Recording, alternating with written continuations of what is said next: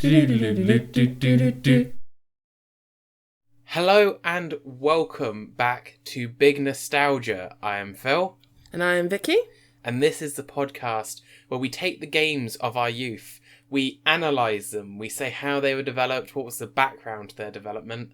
We look at the characters, the storyline, the audio-visual design, and we talk about their quirks and glitches as well. What kind of funny things have been discovered about them in recent years. And then we end it all with legacy, which is where we talk about how it's aged for us personally, how it was received at the time, how many it sold. Basically, we're going to take a game and take it apart into little pieces, then put it all back together again. It's going to be a fun time. Vicky, what game is it this week, if people haven't checked the title of the video? In case you haven't checked the title of the video, it's Pikmin 2! Yeah! Going on Pikmin 2, more than Pikmin 1. But we'll get into that more later in the episode. Last week we've kind of decided because of this isn't the only time we're doing this, but because rather than split the sequel and have the sequel be like in the back half of the season, it just makes sense to roll straight off that Pikmin 1 episode into Pikmin 2, because last week, if you haven't seen that video, watch that first, because we talk about the development of the original Pikmin, and now we can kind of almost pick up where we left off and go into like Pikmin 2. The sequel, literally. Yeah, it's literally the sequel. It's literally the sequel. I'm not kidding. Well, and of course, if you've been following our channel and our shows, which we hope that you have, some of the games that we come through, we have grouped together just because they're very similar in their sort of background, whereas we have been finding some of these sequel ones have enough information by themselves and have developed the game enough by themselves that they don't need to be added together, which is quite nice. I do feel that Pikmin 2 is one of those, but let's start with a little bit of information about the plot and the game background. So obviously the platform Pikmin 2 came out on was the GameCube in October 2004, and it was one of the new play controls Wii, like we talked in some of the other games, in April 2009. It was directed by, again, I always apologise for my pronunciations of names in these videos, Shifumi Hino and Mashi Abe, same as the original Pikmin. Abe, same as the original Pikmin. And the producer was Shigeru Miyamoto, which was the same. And Takeshi Tazuki, which was actually, he was in Pikmin, but he was a Pikmin progress manager. And he also produced Yoshi's Story, Luigi's Mansion, and Animal Crossing. And of course, for this one, he was boosted up to be a producer alongside Shigeru Miyamoto. So obviously, he did a good enough job in the first one to be pushed up the ranks, which is quite nice. Yeah. That he also had a standing input on the first Pikmin game. So a year after Pikmin was released, Miyamoto had confirmed the sequel, which was very exciting. Because Pikmin, as we talked about in the previous episode, got a really good reception. Of course, some of the gameplay was critiqued, some of it wasn't liked by everyone, and this game, their main impact was to try and be Pikmin, but a bit more, and they did take into consideration some of the gameplay issues that some critics had. Now, I know for a fact that some of those issues that I'm going to be bringing up along this video are some of the reasons why Phil loves Pikmin 1 and some of the reasons why I don't like Pikmin 1. So it is interesting as a development team listening to some of the critics and thinking which ones they wanted. Obviously, I could just imagine like a boardroom and like the original Pikmin people are like, no, the time framing is like amazing, and the new Pikmin people are just like, no, it needs to be developed, and maybe they just wanted to see how that sort of progress would be taken. Yeah, and that's the thing with any criticism of anything, that do you keep it close to the original or do you try something new? And you have to remember that everyone's opinions are just like opinions at the end of the day. So there's going to be conflicting ones. You're going to have to see what kind of works best for the direction you want to take it. Because obviously there's a lot of critique around like the time limit. So then they went something different. But then there's critiques about how they've handled it in this game, and we can talk about it in Legacy, but I think I think we talked about it a bit last time, how we say that Pikmin 3 gets the balance right, because the time limit is tied to how much stuff you find, which means that there is a pressure, but it's not kind of fixed, if that makes sense. Definitely. The development was 2.5 years after the original release, and then it was delayed for 6 months on top of that because of changes and revisions. And I don't personally mind a game being delayed if it makes the game, but if they're doing stuff to actually influence the game, like it's not due to like red tape and like games coming out at certain times and Christmas releases, mismanagement. It's more to do with actually we're not quite happy with what we're releasing yet. Can we just have a tiny bit more time just to perfect it, sort of thing? Especially back then when you released it and that was it, kind of thing. There's no and it was out in the world and there's nothing you could do. Patches back then. Hino, who I mentioned, who is one of the who directed, he focused more on the graphic design, and Abe, he focused more on the game design. Now, we mentioned a bit about the 30-day time limit, but by removing that limit, it actually increased the length of the game. Because, of course, they could do a lot more. They didn't have that time restraint. They could go into it a lot more. So they had that to work with once they removed that, which is one of the benefits and one of the reasons why it was removed from the game in development. They just had so the time didn't move forward at all in the caves. So that meant that actually, in the first game, a day is like 17 minutes pretty much regardless of what you do. But in this one, you could spend couple of hours just in one day if you're in one of the tunnels and one of the caves. Especially if you hit multiple caves in one day, you would only be, say, on day 4, but you'd have spent several hours going through all the levels of all the different caves. Now, we chatted about, you mentioned, of course, like Pikmin 3 getting like the perfect balance. They did try in this one in development. They tried the multiplayer function, but found it imposed limits on the game design. So multiplayer was separate for the game mode. Oh, so like the story. Yeah. Just because the technology.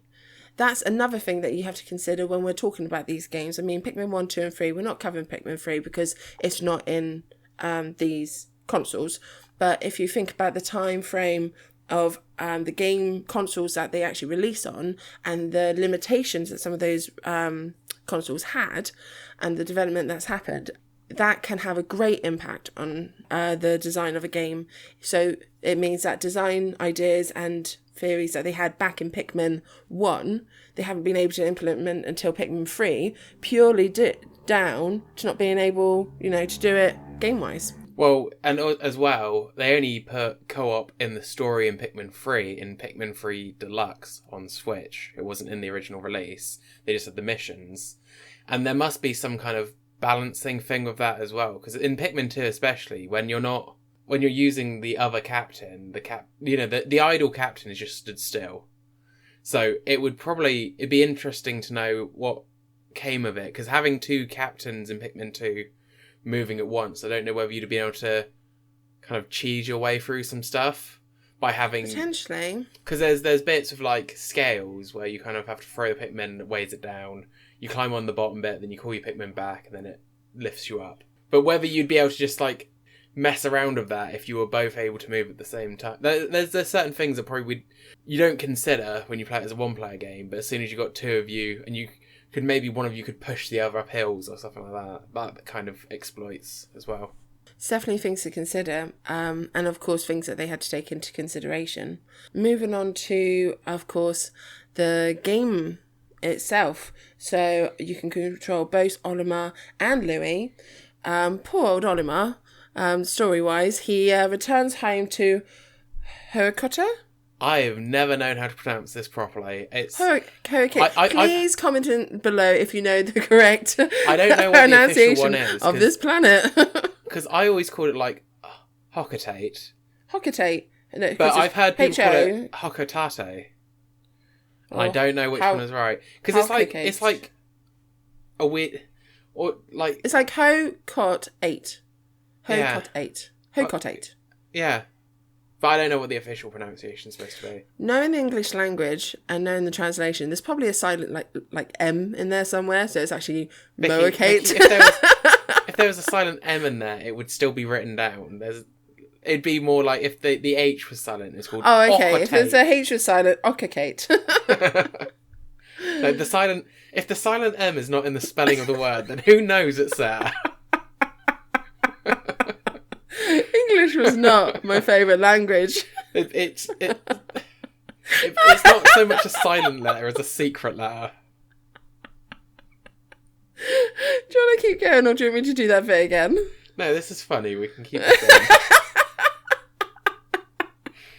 Everyone can find out how bad I am at English. The English language and spelling. Anyway, Olimar returns home to his home planet and finds the company, which is not named. Which is not named. There is no name with no silent M's.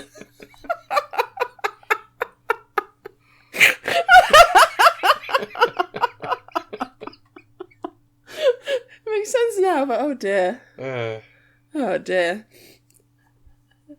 Olimar returns home to his home planet and finds the company that he works for is in massive debt.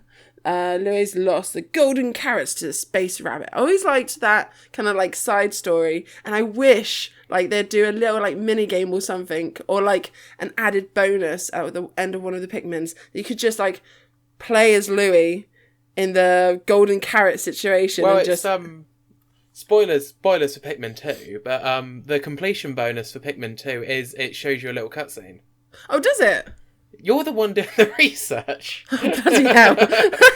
No. It's basically if you completely, I think 100% everything. I'm not sure if there's any other conditions, but you'll get this one that's called like Louis' Secret or something like that, and basically it's all made up. Louis ate the carrots. Oh, fair enough. Because the thing is, throughout the story, they talk about how much Louis loves pick carrots, and the first time he sees a Pikmin, he starts drooling. Which is weird, yeah. Yeah. Like, I understand, like, really loving carrots, but if one had, like, eyeballs and was, like, moving around, you'd be like, I'm gonna think twice. I'm not gonna lie, like, from Banjo-Kazooie, those carrots with the eyeballs, if I found one in my kitchen, I would be a bit more disturbed than hungry. Yeah, like, trying to bounce away, you're like, oh, no, you don't. Yeah, I'm a bit, like, backing away with a knife.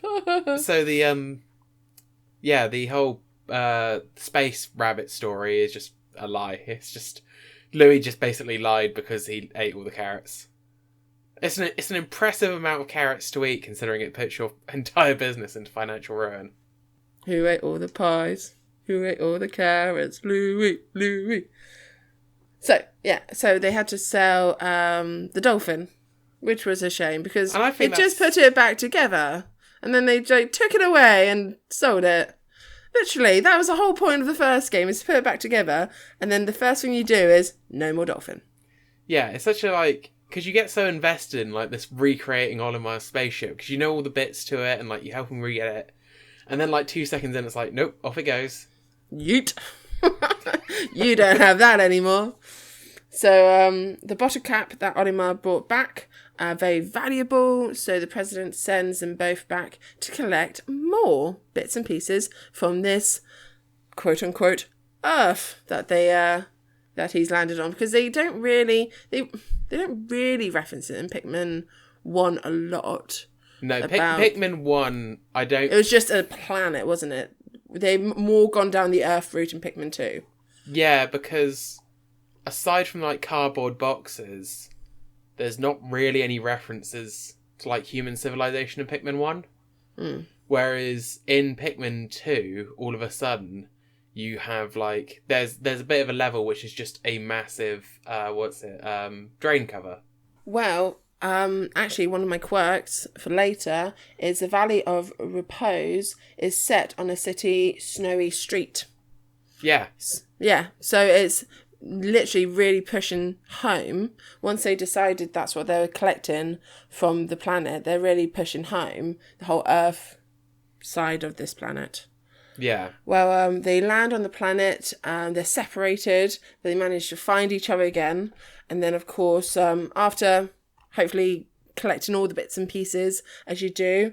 After finding enough treasure, Olimar takes off to the planet, to his home planet, whatever that might be called, only to realise mid-flight that Lou was accidentally left behind. Though the debt is cleared, the president decides that now they must return to find the other treasures to help strengthen the company's finances, and joins Olimar on his return trip to Pikmin's planet to retrieve the rest and find Louis. And eventually the pair encounter Louis within the underground cave network, the Dream Den, on top of a giant elemental creature that can harness the ability to switch between using fire, water, poison and electricity. After defeating the creature, Olimar and the president retrieve Louis and give him like a smack around the head or something, and find and the final treasure and depart the planet, leaving the Pikmin behind that helped them. I do find it really sad every time when you finish a Pikmin game, you leave the Pikmin behind. I mean, you know, you collect them up. They work for you. You create a bond. It's like leaving a puppy that you got from the shelter or something. It's a bit... I think, though, it's always shown that you kind of help... You basically help make them dominant species on their planet. And, like, you get their numbers up to a point where they can kind of sustain themselves. So I think it's always shown as, like, a mutual thing. Like, you help them get their, like, numbers up and strength up and stuff. But it does always seem like you're exploiting them a little bit for your personal gain. What is always fun about the story, well, it's interesting, is like, even after you save Louis, even if you've got more treasures to go get, you don't go back to playing as Olimar and Louis, you still keep the president as player 2. That's good. Louis is just in the hold of the ship as a treasure. I think he gives you like 1 Poco cash or something. After Louis messes up, he can't be trusted again. Yeah. They're just like, no, you go and sit in a corner with the D hat on, let the president do the rest of the work. Also, like, the implication that creature, he wasn't held captive by the creature, he was riding that creature and trying to kill his boss. Well, you say that. I mean, when he first met the Olimars, you said that his mouth started water. We're not sure that he was trying to, like, eat the creature or to, on the back of his neck. I think there is some of the basically the creature encyclopedia and the treasure encyclopedia. I think it's called the Bulbapedia, which basically has like a write-up of every single enemy and every single item. And I'm pretty sure there's some of them where Olimar's just like straight up like, Louis trying to eat this. I need to stop him. Oh, bless. I'm just listening to this audio back and I wanted to do a minor correction. You can actually go into the Piccolopedia and find recipes from Louis. It's something that you can unlock, and it's for every single creature, which, if anything, is more disturbing. But anyway, back to the episode. Well, talking about Pikmin, we've got the traditional red, blue and yellow from the first game, which are who joins the team. So, what, the 2 new Pikmin? The purples and the whites? The purples and the whites. The whites, of course, are the poison Pikmin. They cannot duplicate through the normal onion. They have to be multiplied through the special flowers that you find. The candy pot buds. Yes. That you find deep in the caves. And, of course, the purple ones, they actually chill out. Both parties actually chill out in your ship when you bring them back to the surface, rather than joining in the onions. So you must like them, because you actually give them space in your... Do you think they might come back to your planet with you if they've been living in the ship? They're not in an onion. Yeah, you keep them in the hold. Yeah. So if you just forgot they were there, you probably ended up taking a few back with you. And that is the thing. Is like, after they leave, like, the red, blue and yellow are fine because they've got their onions that they can hide in. Like, the purples and whites are kind of by themselves a little bit until the merged onions that come in Pikmin 3. But the whites can also unbury hidden treasure. Yes, they can, which is very handy in those deep, dark caves. And, of course, the purple ones are slower but stronger. 10 times the normal Pikmin. Can stun enemies if thrown at them. They're very, very slow, though. Like, they can carry 10 times their weight, but you wouldn't want just one of them trying to carry something. You're literally there all day. There was actually 2 other types of Pikmin in the Pikmin 2. One of them was due to a hack, but can you name both of them? I can name one of them, at least. One of them is the Bulbmin, Yes, the Bulbman was the last type of Pikmin found in the 3 caves, in the Submerged Castle, the Frontier Cavern, and the Hole of Heroes. Good thing about them is they're immune to all hazards except physical threats, but they're a lot slower and cannot leave the caves. Defeat a large Bulbman, and then you call the smaller ones with a whistle. So it's quite handy because, of course, as we know, in caves, once you go in, you can't, until you get out again, you can't really add to your numbers. So I'm guessing once you've got a lower amount of numbers of Pikmin, they're quite handy just to have as an extra backup sort of thing. They're like definitely if they're good for hazards and stuff. They're like reinforcements. And what you still can do with them, I'm pretty sure, is you can throw them into the candy pop buds. So you could turn them into purples, whites, reds, blues, or yellows. Yes, you can. And then so that saves you some red ones or blues or whatever you've got to actually use. And then, of course, then you can take them up with you. Yeah. And you said there was another one. So these are obtained by a hack. They're called Pick Carrot Pikmin. Walking Pikmin pick carrots obtained by a hack. They're very poorly textured and ineffectual, and they will only be able to find in the challenge mode only. So they're a little bit pointless, but you can still make them, which is quite cool. I wonder if that's because obviously in the creature encyclopedia, the Bulbapedia or whatever it is, Bulbapedia might be the website. I can't remember. Either way, people know what I mean. When you're looking at the different creatures, you can hit a button to throw the carrots at them, and they'll go and like eat the carrots. Basically, as a way of like interacting with them, which is quite cool. So I'm imagining it's probably something to do with that.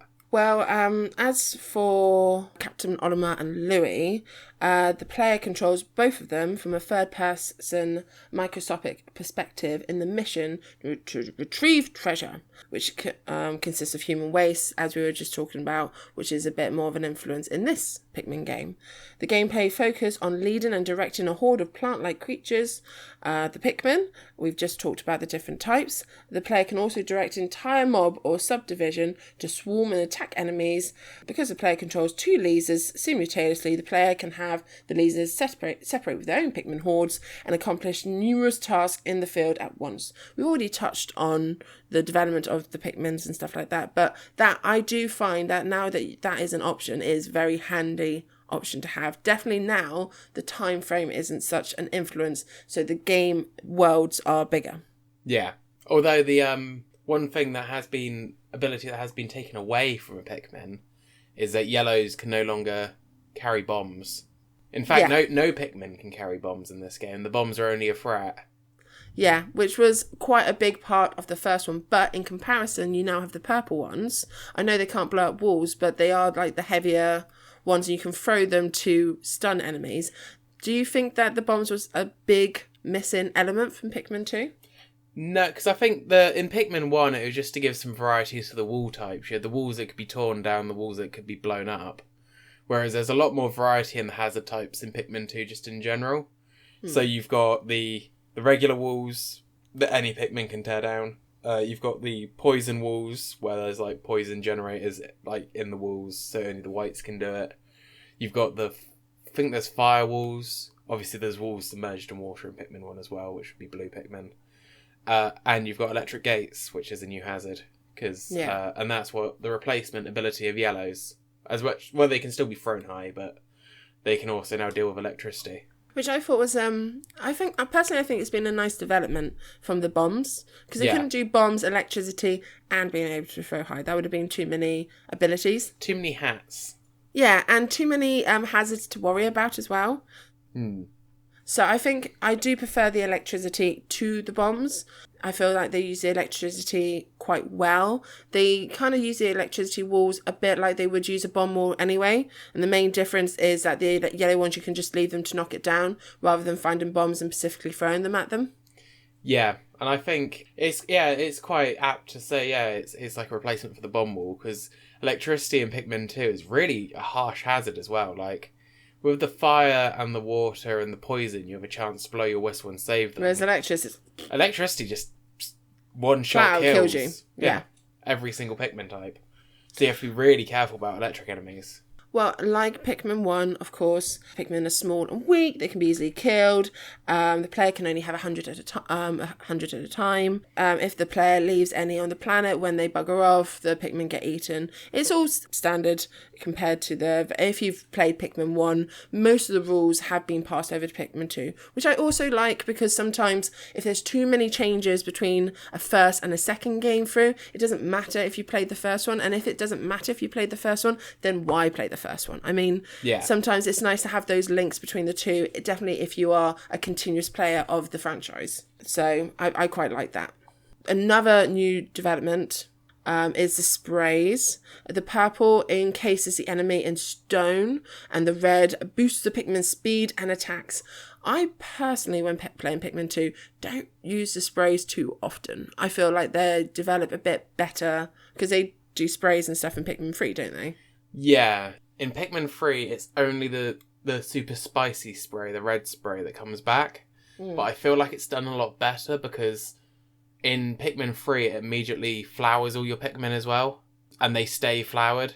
Whereas I feel like they're a bit weaker. The spray is a bit weaker in Pikmin 2, I think. So potentially that was just an idea to be like implemented in this game and has obviously been developed in the next game, which is quite a lot, kind of track record when it comes to the Pikmin series. Yeah, but the purple spray was really powerful. I think it's super spicy, and then it was I can't remember what the purple one was called. Well, potentially that's why it didn't come back. What? Because I personally couldn't remember. Did I do this? No, because it was too strong. It was a bit overpowered. If you used it right, you could freeze an enemy, and an enemy that got defeated whilst it was frozen exploded rather than lift a body. So there's some enemies in this game that could regenerate their health. So rather than have to worry about them coming back to life, you could freeze them and destroy them and they would just be gone. And also, if you got right in the middle of a few enemies, you could hit all of them. But you just had to have your Pikmin ready to go to just knock them out afterwards because it didn't last forever. See, whenever I was in a battle or something like that in Pikmin 2, I would purely rely on my Pikmin, and then afterwards I'd be like, oh yeah, I've got some sprays. So it never really came much into my personal gameplay, but I can see how they can be helpful, and the fact that they've obviously found the purple one too much powerful and the red one they've improved for this the third one. So there is benefits of using it. And now we're going on to the locations, because of course the player is able to explore 4 distinct locales on the distant planet, which vary in theme, enemies and treasures found. The player is also accompanied by the ship's artificial intelligence, which gives players hint and input. When a treasure is found, the Pikmin must carry it back to the ship, blah, blah, blah, blah, blah. Same as before with, if you play Pikmin, you know it. But along with the new locations, there's also the caves. In additional exploring of the surface of each locale, there are caves scattered throughout the landscape, which the player, the Pikmin horde, and the ship's AL can enter. The caves contain multiple treasures and enemies spread across multiple sub-levels. While inside the cave, time does not pass on the surface due to a time warp caused by the strong geometric field. Obviously, love science, allowing the player to explore for an indefinite period of time before sunset. So there was actually a reason in the game lore as to why time didn't... Yes. Because of the magnetic fields, obviously. That makes time warps. If you talk to any miner, they'll be like, I've been down here for years. Don't talk about, investigation to the centre of the earth. That's you go down there as a teenager, you come up in your 80s. I mean, and it's only been a day. I turned up to the start of my 8-hour shift, and after 8 hours, it was still the beginning of the day. I wanted to go home. Damn you! Damn you, geomagnetic fields. I love that. Of course, it's just a bit of. They took the time to come up with a reason, even if the reason is as loosey-goosey as can be. It's still quite... If it'd been 1 or 2 years later, we would have been into the period where everything just had the word quantum stuck onto it and called it a day. Yeah. Oh yeah, there is a quantum interference down there. Therefore, time does not flow forward. Another thing about the caves is, of course, Pikmin onions do not follow, meaning that the player must bring enough Pikmin to use. Caves are also home to the largest, strongest enemies that serve as game bosses, which upon defeat often awards treasure that bestows new abilities to the player's characters. Cave layouts are also generated randomly, with the exception of certain floors in them, generally boss floors. Caves are also the only place where players can find the violet or ivory candy pot buds, which are purple and white Pikmin, which make the purple and white Pikmin respectively. The player completes the game after collecting 201 treasures. So, dear old caves, are we a fan of them or do we kind of hate them? Because I kind of hate them a little bit. I don't particularly like them that much. I think that they kind of slow the flow of the game down at times, and being randomly generated, sometimes it can be the best strategy is just reload your save and have another go, see if the game gives you a better layout, which just seems like a bad design, because sometimes you can literally get dropped into the middle of a bunch of enemies and you're like, well, I'm screwed. Yeah, there's no point, I'm screwed, this is not my round. Personally, of course, I wasn't the biggest fan of the 30-day limitations, but I did like how that kind of progressed the game along. I'm agreeing with you that caves, because of the unlimited time frame, I do feel as well that it puts a bit of a halt on gameplay. I also feel that because of your limitations, so even if you're taking 100 Pikmin down into the depths with you, because of the bosses and stuff like that, and because of the randomness of the layouts and whatnot, it can mean that you can lose over half of your men. It's a lot. Luckily, none of the treasures are too heavy, but you don't want I think it's rare, so it'd be rare to encounter, but like the situation where you just simply don't have enough Pikmin to carry the treasure at the end.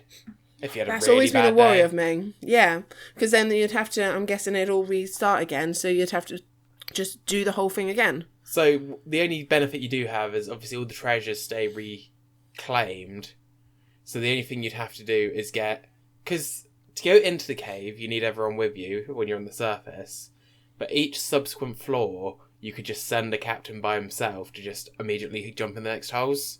Mm-hmm. But it's still retreading space. And like I said, if you get dropped into a dangerous situation, you'd still have to escape that. Find somewhere you're not going to get bothered to give enough time. And if like the next hole is behind a door or something, it still could become very difficult and very awkward to have to retrace your steps through a cave. It takes a lot of time. Yeah. So, name those locations. So Valley of Repose, you said that one already. Yep. You've got the Wistful Wilds is the last one, right? Yep.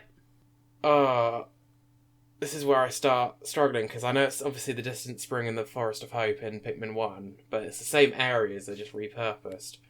So it is the Awakening Wood. Yep. And you've got one more. Oh. And they're all based after the seasons as well. So this last one is summer. So Valley of Repose was which season? Winter. Perplexing Pool was... That's the last one. Perplexing Pool. That's summer. No. I said... God damn it. Awakening Woods is spring, Perplexing Pool is summer, and then Wistful Wilds is autumn. Yeah. Yeah. And I like that theming. It's very... Like, the oranges of Wistful Wilds and, like, the snowy landscape of Valley of Repose really does help to create that different aesthetic as you go through the game. Well, development-wise, it's a very simple concept. I mean, each season has its, as you said, different colour schemes. It has its different look and everything. But when used well, like I feel like it has done in the Pikmin 2, it can be very effective. For example, in gameplay, having to deal with snow, having to deal with certain like cold enemies compared to like hot summer enemies. The look of it just, and of course with the music as well, if you do it completely like I feel they've done in Pikmin 2, it can give very distinctive feels to each section. So a simple concept used well is still a very good concept. Yeah. Of course, additional modes. In the main single-player game mode, there's both two-player competitive mode and unlockable challenge mode. In the competitive game mode, Olimar and Louis are each controlled by a player. In a capture the flag style gameplay, the player objective is either to retrieve 4 yellow marbles or claim the opponent's marble by using Pikmin. A player can launch attacks against each other as Pikmin in an effort to hinder the opponent's progress. When a player collects a cherry, an advantage is gained, such as gaining or flowering Pikmin or summoning enemies at the opponent's base. Did we play much of that version of the... I think we played 1 or 2, but I think we much preferred playing cooperatively to going against each other. It was a bit. The versus was fun, but it was a bit janky at times. Also, I feel because, of course, it can literally be one-on-one, I think if there was an option to have multiple players, it would have given a bit more of a feeling of, like, capture the flag. Because it was literally one-on-one, you could really easily see who was winning. Yeah, like, I suppose that's true. If you had, like, a 4-player, which you could have that many controls, like, get more people involved, it might have been a bit more competitive. Definitely if, like, 2 of you were ganging up on one of them and, like, I don't know. Or even, like, a 2v2 where you've got 2 captains each. Yeah, and just trying to, like... Yeah, because, of course, they only had, like, the capture the flag style as well. Like, if there are different ways of, like, having a map all gridded out, and if you hold certain areas, sort of gameplay, and just holding areas against each other. Almost like Star Wars Battlefront or those ones where you have to literally use your Pikmin to take a command post. Yeah. You can have it where they literally have to pick up and take a command post. That would be quite interesting to see developed. Make it kind of like a terrain kind of holding, like you say, holding your ground, basically. And you could have the items be like, okay, you're going to get an enemy that's just going to charge this bit of their base, and it's going to be preoccupying them. You could run in afterwards and try and take the base, that kind of... Like, I think the use of enemies in the mode was quite good, because you could just drop a bulb orb on someone's head. As you do. As you do. Just boom. Of course, the other mode, which I feel we kind of shone in quite highly, we love this mode, was challenge mode. It's unlocked during the single player game. 1 or 2 players can play this mode cooperatively. Each selectable level takes place in caves or of varying depths. The objective is to locate a key treasure used to open to access the next sub-level within a specific time. No, I'm not... We played this one. We did play it, but I think we probably haven't played it since Pikmin 3 came out. Yeah, Pikmin 3 is the one I'm thinking of, is with the levels, and you play together. Yeah. So, again, another way how it's developed, of course, it started off with this. The player completes a level upon finding the exit of the caves, and is scored based on the treasures collected, the number of Pikmin surviving upon exit, and the time taken to complete the level. So, of course, that was a stepping stone to the favourite way we like to do 2-player Pikmin these days, is Pikmin 3, the 2-player levels. Yeah. Yeah. So, as you said, haven't played it much since Pikmin 3's come out, but again, I much preferred the cooperative. I'm much more of a cooperative player in this sort of layout than a battle royale sort of against each other sort of. And I think Pikmin lends itself better to collaborative gameplay than competitive gameplay. That's just my opinion. I think that maybe it comes down to why I prefer the original Pikmin, which I said last time, and why I prefer Pikmin 3 is because I think Pikmin is best when it's like a puzzle game. Rather than, like, who's like, I'm going to play Pikmin because I really want to, like, no one plays Pikmin for the combat, but it's just a feature of the game. Whereas you play it for, like, collecting treasures and, like, building your armies and exploring. Yeah, and the worlds, and, yeah.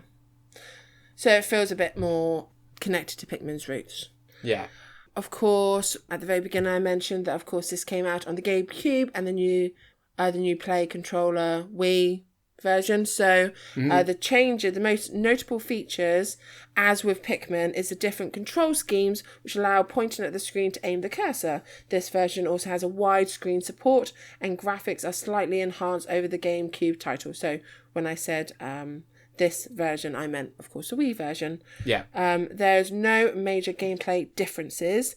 It is just an enhanced version of Pikmin 2. You can throw Pikmin further, and it's possible to see coloured silhouettes of Olimar and Louis through solid objects.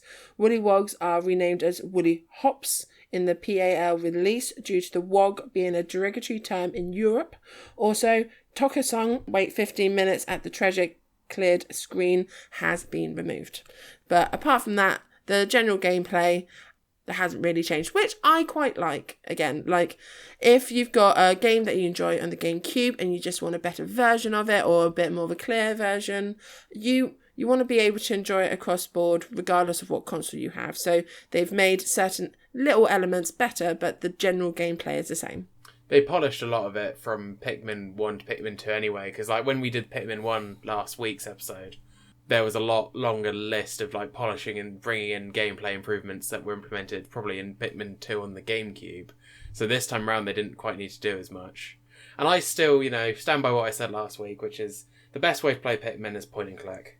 Yeah, that's just the way we've always played it, and that's the way we find the best way to do it. So moving on to talk about the music, which I've touched on a little bit when we were talking about the seasons.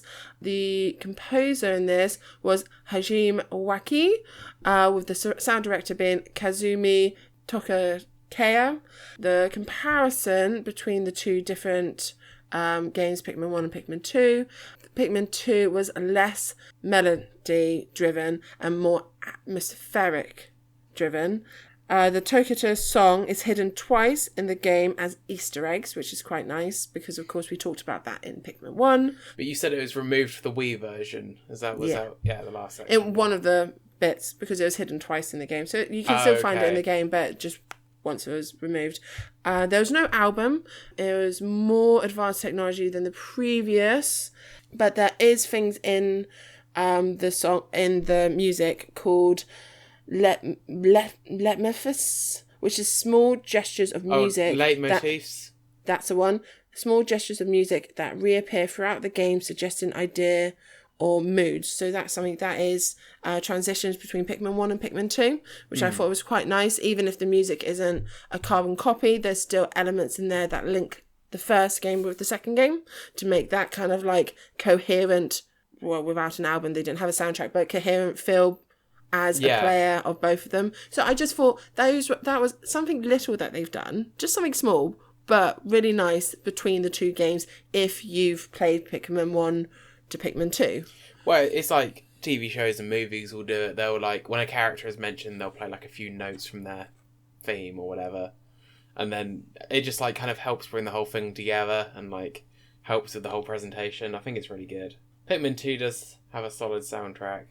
Although I'm trying to think of like specific songs. Wistful Wild sticks in my head because it's a lot of guitar.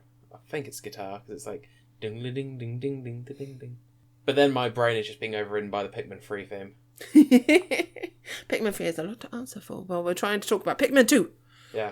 So moving on to quirks. Now, of course, there's 4 possible ends of day tunes. 4? Yes. So you've got end of day standard. You've got end of day great, which is when everyone's really happy and everyone survived and just yay. It makes you feel so hype when you hear that because it's like proper like trumpets and everything going da da da da da da da da da, and you're like, yeah, we did it. There's a separate tune for No Treasure. Yeah. So you've got end of day, great day, and of course No Treasure Day. And then the last one is probably because you didn't know it, because you probably might not have had this. It's Pikmin Extinction. You've lost all of them, and captains have been knocked out, and you're basically fucked. Oh wow. That's a separate tune. So that is like, I if you get a chance to, do listen to all the different sort of tunes that they can play. That one is proper kind of like, wah, wah. It's proper low compared to like, end of the day, like, great. I thought the No Treasure one was quite low because it's just no, like, this is lower. Wah, wah, wah, this is wah. as in like the captains haven't got back to the ship. This is like you're proper messed up. Everyone's fucked. You screwed it, kid. You're screwed. You're proper screwed. And yeah, you thought the No Treasure one was low. This one's kind of like wah wah. Glitches. You can complete this game in 5 days if you have the right glitch.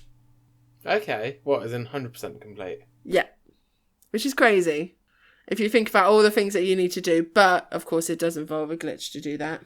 Yeah, so I guess that is the tutorial day and then one day in every area. Yeah.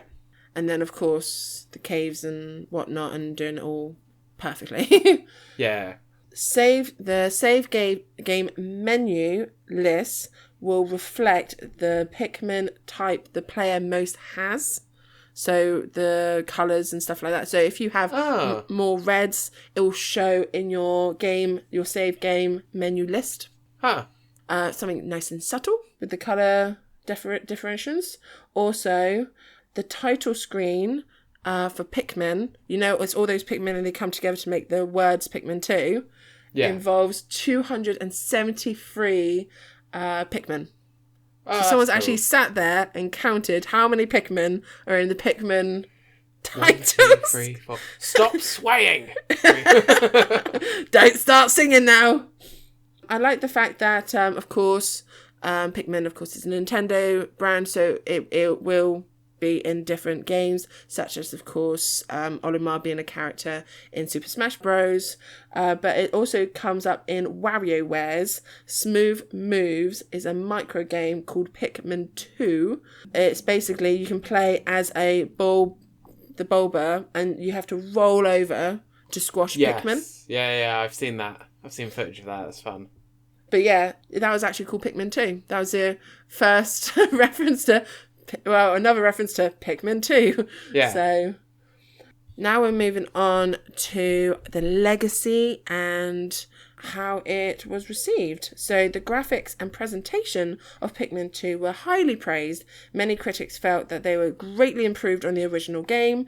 IGN stated that it's highly refreshing to see a Nintendo-created game with such undeniably high production values, noting the photorealistic environments, the particle effects, the character animation, and the observation that the game consistently runs at a 30 frames per second.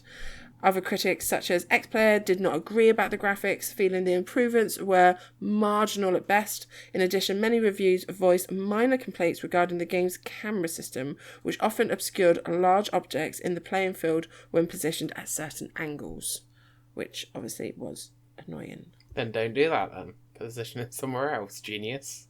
I know, right? Why didn't they just think that through? No, I do agree with that. I found it difficult finding sold copies for some reason, but on the GameCube, I believe it was 1.12 million was sold. Yeah. But there hasn't been a very clear number. I'm assuming it's because, of course, of all the different Pikmins come out and that the Pikmin 2 came out on both the Wii and the GameCube, but... Yeah, some games are a lot more easier to find those kind of numbers for than others. But I think for some reason, I don't get it. But it must not have hit any of the highest record selling or whatever lists that you can do. A lot of people considered this one to be superior to Pikmin 1 due to the removal of the time restraint, which we've talked about, the multiple player mode. But some people thought the removal of the time restraint has made players lazy at the same time. So there was obviously people who are all for it and some people who preferred the original way of doing it. I know what I think about... I prefer Pikmin 2, if I'm going to be honest. I like the removal of the time restraint, even though my least favourite part of the game is the caves, because it has too much time, which we talked about a little bit earlier. I like the fact that you've got the two captains. Even though it's not a two-player game, you can swap between the two and feel like you can cover bigger areas of ground, because, of course, without the time restraint, you've got more area of ground to cover. So, yeah, I personally prefer it, but I know...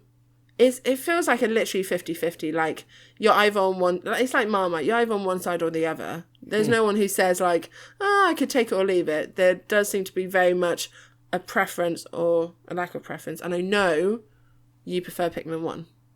Yeah, I think it's the part I come to an issue with Pikmin. Pikmin 2 is good because it's a lot more Pikmin. There is a lot more stuff, there's a lot more variety, there's a lot more Pikmin types, there's a lot more different hazards. The bosses vary from kind of pretty simple or just like leveled up versions of regular enemies to bloody spiders with machine guns shooting at you and you're like, run! But my problem with Pikmin 2 comes to 100%ing Pikmin 2 is just not fun. Compared to Pikmin 1, the whole game is 100% in the game, right? Like you need to get all 30 ship parts back to get the proper ending. I'd say, unless you really can't do the final boss in Pikmin 1, most of your successful runs are probably going to be 100% runs, just because the optional pieces in that game are ones that aren't too difficult to pick up, so I'd be very confused to leave those behind. Also, the game doesn't tell you which pieces are optional up front. Pikmin 2, repay everything up to repaying the debt is really quick. Like, it's really good. It's really fun. It's a lot of, like, it's just more Pikmin, basically. It's a very similar premise. The problem comes with with specific caves where they go on for, like, 15 floors. They're randomly generated. If you get a bad random generation or just some bad luck with your Pikmin numbers, you kind of often have to restart so that you're not at a massive Pikmin deficit. And it just becomes a bit of a grind, and that's where my problem comes in, is that if you're saying just which one of these you want to, like, get to any percent, as in just complete basic objectives and put it down, I'd possibly lean more to Pikmin 2, because that repaying the debt is really good.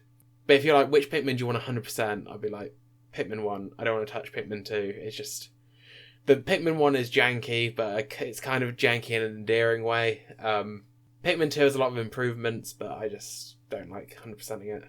I do feel like the charm of Pikmin 1 is a bit like Majora's Mask with the 3 days as well. Like, in the 3DS version, of course, they deal with the time restraints and, like, the saving element a little bit differently, which I do feel improves on it. But, of course, the original way of playing it is, you know, I really enjoy the original way of playing it, but a lot of people critiqued on the 3 days, getting everything sorted, doing the time jump back and forth and all that kind of stuff.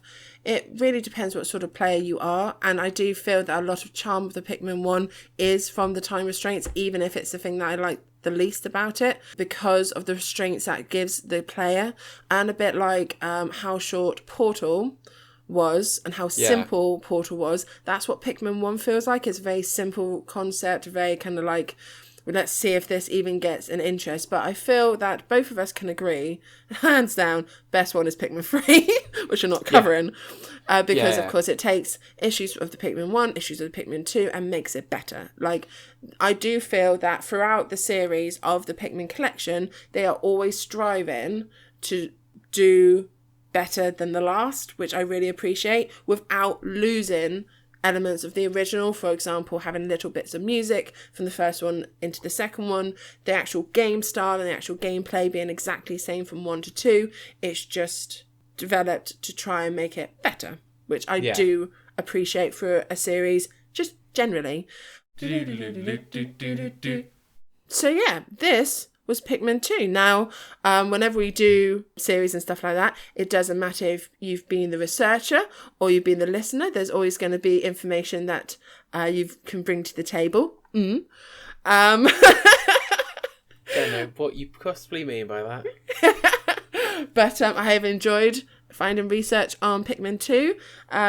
It really threw me not being able to find a number of how many sold, because normally that's like one of the easiest things to research. So please comment or put below if you can find some definite numbers for us. That is all good. Double check our numbers, because I think we did eventually find that which number, was the that 1.1, the 1.12 million in the GameCube. But there might be a more accurate record somewhere.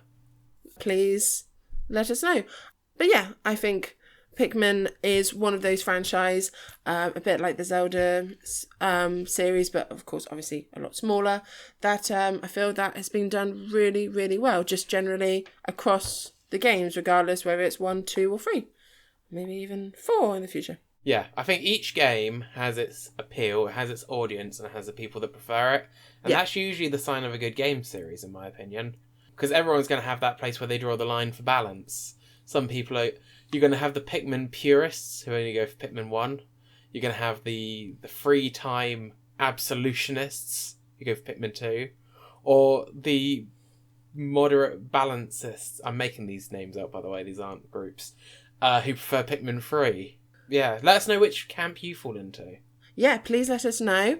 Also, you can follow us on ABK Studios and subscribe to our YouTube and our Twitter account. Yeah, please let us know which camp you fall in. We're definitely Camp 3, whatever that name you came up with. I've already forgotten it. I've been Vicky. I've been Phil.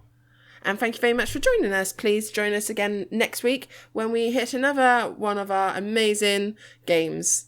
Next week is Mario and Sonic at the Olympic Winter Games. So a bit of a change of pace. Please stick with us. It is a lot of fun, that one, so please stick with us. Valley of Repose is snowy. We're sticking with the snow that way. There we go. There's some links. We'll see you then. See you next week. Bye. Bye. Oh, no.